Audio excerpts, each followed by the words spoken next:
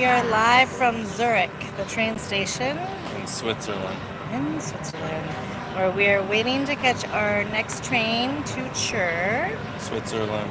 also in Switzerland. We're at the train station. There's a cool train there. I don't know where that one's going.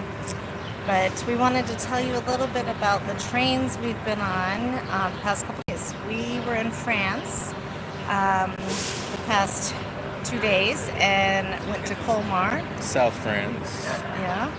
And on the trains that we rode in France, we bought our tickets on our phone ahead of time, which was nice and easy. Nobody ever checked our tickets at all. So I'm not sure if that's normal or if that was just a fluke, but we did buy them because who knows what happens if you don't buy them. And then we bought our tickets for today on the same same app. And the train we took from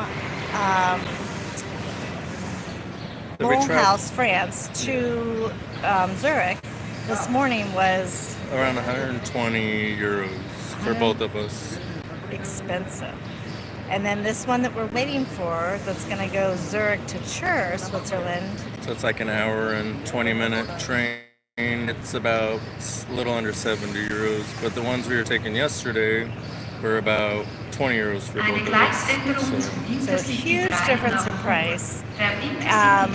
And so today, 2 trains and like 200 euros. And that's for regular economy class. That's not first class, that's not business class, that's the cheap seats. But they've been nice. Cheap seats. The cheap seats, yes. The cheap seats, there's nothing wrong with them. So you can get the cheap seats and you'll have a comfortable seat. You'll have a plug. At least ours had a plug to charge something if you needed to. And there was a train to, part of it was one of the carts were to get food and drinks too. Oh yeah, they had a little bar there.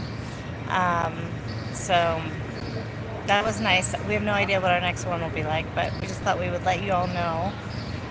The trains in Europe differ vastly in price and condition between different countries. The ones in France seemed a little older, but they were still fine and, definitely cheaper. So we'll share more as we learn.